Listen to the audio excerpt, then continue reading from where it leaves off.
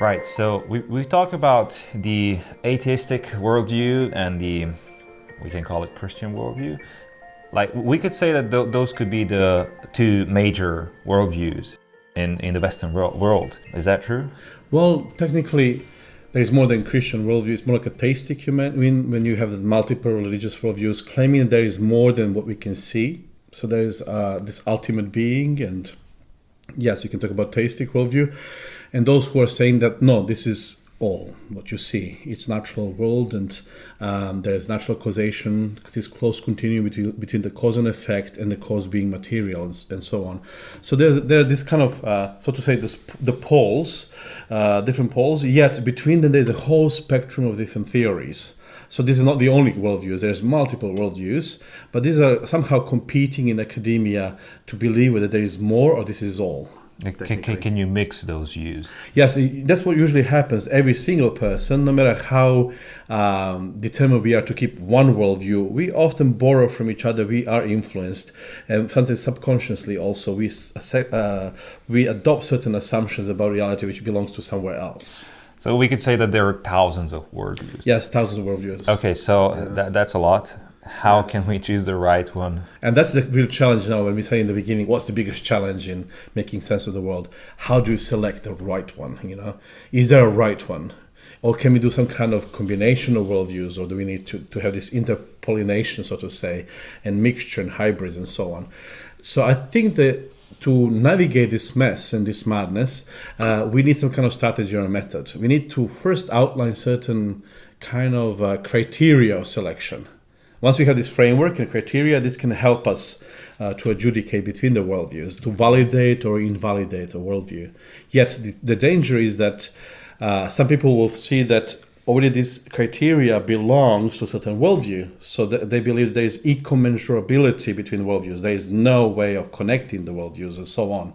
So you're always biased. In a sense, that's true, because we don't have the advantage of having this neutrality. When we talk about the world, we are always shaped by certain cultural, historical stances and so on. So we always, if you compare your way to knowledge, it's always like you're a scientist, you think you have the control of this water that you're examining in a tube, and you are analyzing the structures of it and components and ingredients of this substance in front of you, but you are not aware that actually you are in a small boat in a river, in the current of the river, which is taking you on its onward journey. So technically, you're not even aware that you already shape a certain factor. So you can't really reach the neutrality and this kind of completely objective, detached view of reality, which is not bias. We all start with certain cultural lenses, and then through the dialogue, through interaction with the world, we are getting more precise and better in explaining this world. Okay, so those criteria can actually help us because they are commonly kind of present in different worldviews. First, there is the principle of, the people call it in contemporary language, they call it the principle of coherence. That your worldview has to be logical. It has to make sense of reality, to help you actually see the connections. And usually the way how you can test the worldview, whether it's really coherent, is search for contradictions, logical contradictions. And if you can see there are some really paradoxical, there is a difference between contradiction and paradox. So things are paradoxical sometimes, they can be like two things at the same time, which doesn't make sense, but then within the larger framework, you kind of make sense of them. But there are some things which are really contradictory, which cannot stand together. So, things cannot be and not be at the same time, such a thing, So first look for the contradictions, because your theory is most possibly true if it's coherent, and less possibly true if it's not coherent. So it does not guarantee that you will have the adequate perception of reality, because you can have a perfectly coherent lie.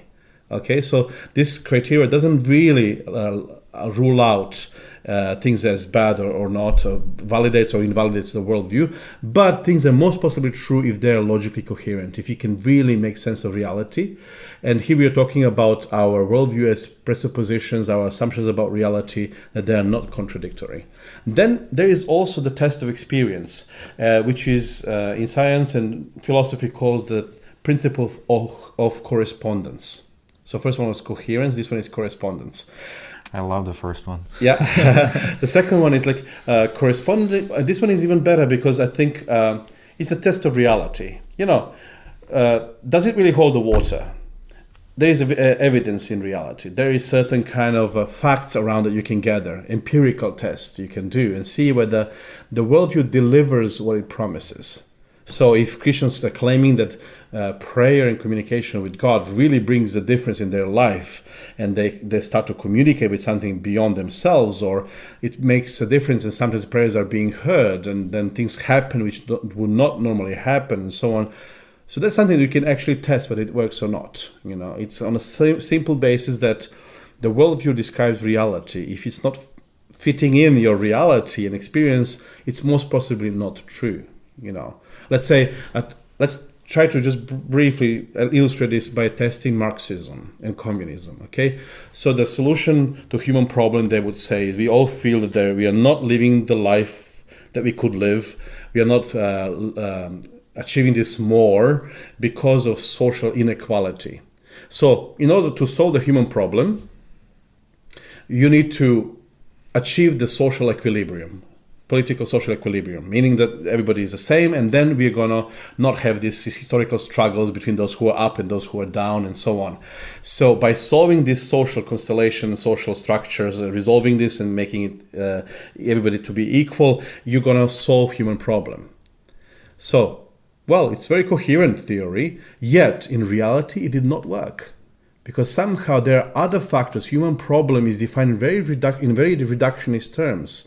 It's part of human problem, this inequality. Yet there is also a moral aspect of this problem. It comes deeply from human heart. You can have people in the same organization, in the same level, yet human problem retains, and bad thoughts and bad evil actions and manipulation remains, because the problem of humanity goes much deeper than just social issue, the social sphere. So technically, here you have a test of experience. Does it hold the water? Well, it has very reductionist view of human nature and human problem, which leads us to a very reductionist and very incomplete theory of, so to say, salvation, of resolution of this issue. So the experience helps us to see that theory doesn't hold the water. It doesn't really explain our reality. These are the two dominant principles, but there are others also. Experience on a larger scale, I guess, because experience doesn't tell the truth always. For me, these contradictions are much more helpful because, for example, from an atheistic perspective, if somebody prays, it could be a psychological process that helps. So they don't expect that kind of an experience. Yes. But what you're talking about, communism and these kind of stuff, yeah, you can see that they didn't work. Yeah, so for some reason, this first criteria will be more appealing. So for some people, the other one, the test of experience. I think contradictions is something which can be spotted easily, and you can work on those. Sometimes experience, you need to see exactly what's promised, what's not. Christianity promises that there is the category called miracles. Things happen which is not, you can't explain through natural causation. So sometimes atheists and those who are naturalists, they would say, no, you can always find the cause. The fact that you don't know the cause doesn't make it a miracle. So sometimes you can see there is a fight how to explain the experience. So it's not always straightforward. Yet, once you experience it, once you see this is actually working, I can experience everything the Christians are talking about, even this inner transformation, this somehow you become a better person, you love other people, even your enemies and so on. This is something which is not natural to our selfish gene, So Christianity would say then, okay, altruism becomes one of the proofs that Christianity is true, because on the other side we have naturalists who would say, no, we are all born with selfish gene, here to defend our own species in order to survive. There is a survival of the fittest, okay? So they're seeing reality in the same situation from different angles, and sometimes you need to invoke other criteria, so to say, okay? So correspondence and coherence are not sufficient. We need to go further to see something which is called universality. And or comprehensiveness, the principle of universality or comprehensiveness. Does the information that you have about the world, can you explain it? Also, the second part of the question is, okay, any future insights, any future discoveries, can you really explain? If your worldview seems to be impotent, not able to explain reality, not able to deal with those, it's most possibly too narrow. It needs to be extended. Okay, so there is always the idea that, let's say, when you study the paradigm of Thomas Kuhn and the whole idea of structural scientific revolution and these paradigmatic shifts, there is a dominating paradigm, and then this paradigm explains the reality, and then comes the idea that, okay, not everything can be explained through this. There are new facts, new knowledge, and somehow this worldview does not explain this. So they are called usually anomaly. They are put on the margins, things that you don't deal with. For atheists, that's the idea of miracles. We just mentioned that. Okay, so this is on the margins, which you don't necessarily explain, but you try to tolerate it. But there comes the point where anomalies are so often met and frequently met that you have to consider finding a new conceptual framework. And then comes this paradigm shift when you find a better explanatory framework. Between them, there will be a no paradigm stage that he claims, which I think is a bit of on the naive side, because there is no paradigm state. But let's say this is a period of soul searching and trying to articulate something new, and you are still part of the old one, but you're not fully in the new worldview. So this stage of transition is present. And then you articulate a coherent explanation, which is even larger and more encompassing, which can now explain the phenomena better. Okay, and this kind of universality, now everything what comes our way we can actually explain, even if it's a new information coming from philosophy, sociology, ethnography, ethnology, blah blah blah. So whatever discipline is there, you can explain it because your worldview is more universal, it's bigger, it simply has more space for all sorts of informations to be connected together meaningfully. Okay, and then there comes something which is not convincing to many, but it still uses a worldview criteria, which is Occam's razor, simplicity. What does that mean? Okay, so simplicity, I think that's harder to explain, but let's say the solution is most probably more true if if explanation is simpler rather than complex. Let's say you need to explain pyramids. So you can say simply, okay, this is the outcome of the action of this kind of advanced civilizations before us, which we don't know much about it, but they built this, they had this architectural knowledge, and they built the whole pyramid thing. And so there's a second solution. The angels and some kind of aliens came from the Mars, and then they built this and left the messages in it, and this is like a mysterious structure which comes from another world. So to use this Occam's razor, you then ask the question, so what's more likely what are the assumptions which are made on the way? So here we have a plausible assumption that there is simply people who created it, because we can see certain comparative things also happening in architecture and so on. It's not impossible to create it. To assume this is much more simpler than to assume the existence of Martians and somebody else interfering with our reality, bringing the knowledge from this external world onto ours. Okay. So people people use this common sense to see, okay, if I have to assume point A, B, C, D, E, F, which I don't know whether they're true, in order to come to the solution, that's usually not the most probable way. But if my assumptions are just A, B, C, this simple solution will be more possibly true. Okay, this one is personal preference.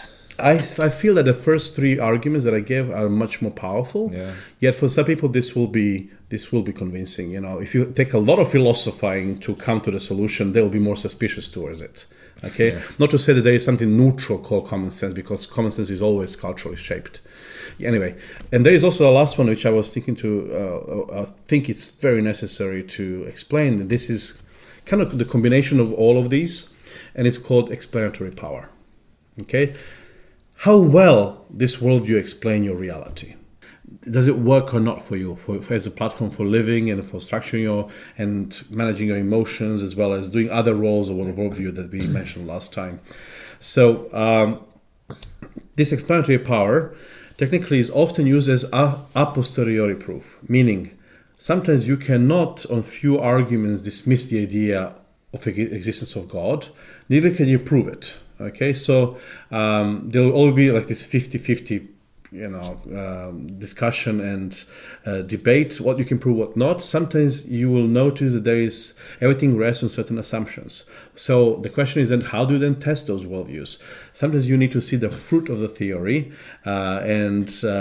and this fruit, when you taste it, when you see how well it works, then you can make a more reasonable decision, reasonable choice.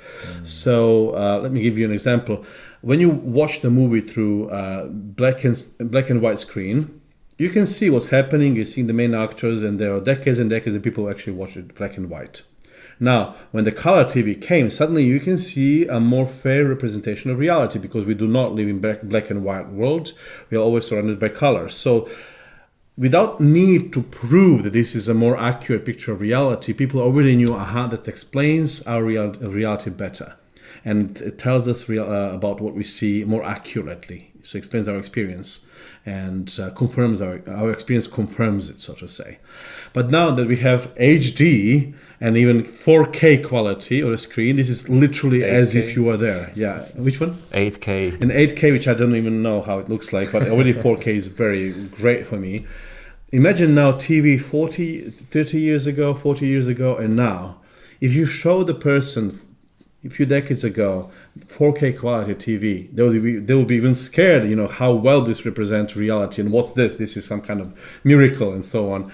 It's exactly how it is in reality. So you can see that showing this and people experiencing the benefits of your explanation as in explanatory power, they immediately know, this somehow better responds to my experience and my logic and explains reality. It's comprehensive enough, and it gives me an accurate image, accurate lenses through which I can see the world. And this is a very powerful criteria to explore and test your own worldview. So technically, there's another thing that you mentioned in the beginning. Okay, there are two worldviews that are kind of competing today, which we then qualify later. It's actually a spectrum of worldviews, but the idea that there is the naturalistic worldview is somehow more solidly based on facts, and there is no assumptions, there is no need for faith. I don't believe in that. I think there is a story which kind of in a cute way illustrates this point. Both worldviews and all the worldviews are based on faith, convictions, and commitments. The story goes like this. The son asked the father, so where does our earth as a globe, what does it stand on? What does it stand on? And he then says, okay, it's actually on a big cosmic turtle. So it's not hanging, it's actually a big turtle. And then the son comes back to the father saying, but what's underneath the turtle? And then the father says, it's a big cosmic giraffe. And then what's underneath this giraffe? Well, it's a big cosmic elephant. What's underneath the elephant? Well, and then father lost his patience saying, it's elephant all the way down. So this is the analogy used by James Shire when he explains that there are those first assumptions that we assume they go all the way down. We started with those assumptions in order to make sense of the world. And this is as deep as we went. This repeats on all levels, in all worldviews. There always has to be a big elephant all the way down. The assumptions that we call axioms, unproved assumptions about reality, which can be more plausible or less plausible, more valid or more accurate, and less valid and less accurate. And these 5 criteria that I mentioned today, that can help you to not necessarily come to the truth in conclusive manner, but these are good criteria, because if worldview fulfills those 5, it's most possibly true, or more possibly true. So this is the role of those criteria, to actually help you in a way to test your worldviews and see whether they work or doesn't work, and whether they have contradictions or not. And I think it'd be a very useful tool when you think about your own worldview, and when you want to select among multiples of worldviews around you in this marketplace of ideas. This can be your guidelines for selection.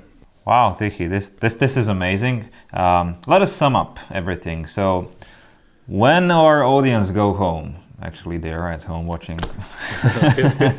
So what would you recommend to our viewers, to our audience? It's a kind of practical steps, yeah? Okay.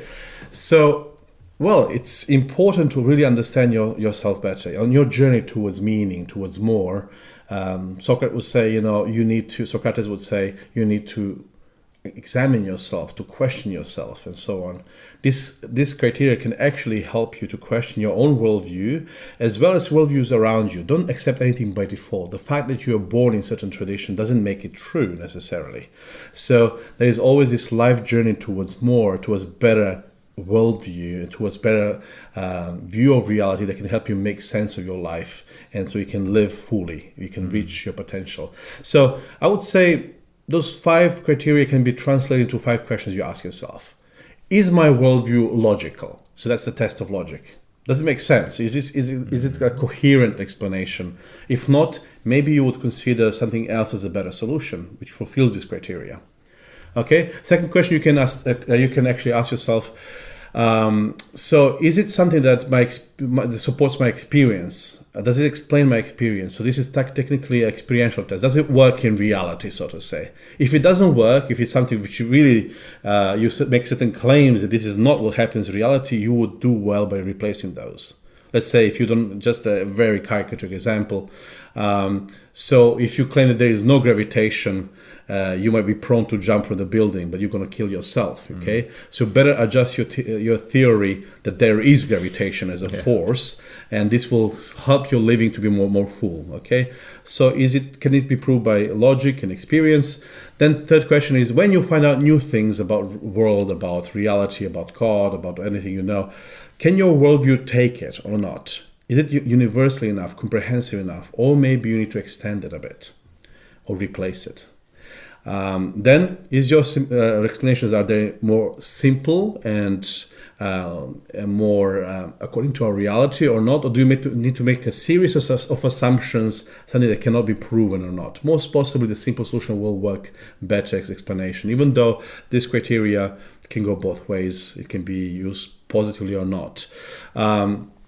Because for us, let's say, just to give you an example, for us when we see the sun, we believe that it's turning around the earth because that's what's the most obvious solution. But then our new knowledge about telescopes, as well as, we can see that actually earth is the one moving. This is less intuitive, less common sense, yet it's more true. So this Occam razor can go both ways. But possibly the last one is actually the best, I would say. What's the explanatory power of your worldview? Does it really explain reality fully? Does it really provide in you a sense of meaning and purpose? Can you understand your world role, your role in this large world properly? Can you make an impact in this world? Can you meaningfully live this life and live it fully? If not, maybe you would do well to re-examine your worldview. So that's my message. Don't settle with what you have, what you know already. Always strive for more. Listen to your longing inside, because you kind of have this feeling that when things are not right, when you have the wrong worldview, there is something calling you, something outside, and you want to strive for that. Listen to that. You are created for more, and more is possible. Thanks, Tihi. Let us know in the comments what you think about this, and this is it for this week. See you next week. Goodbye.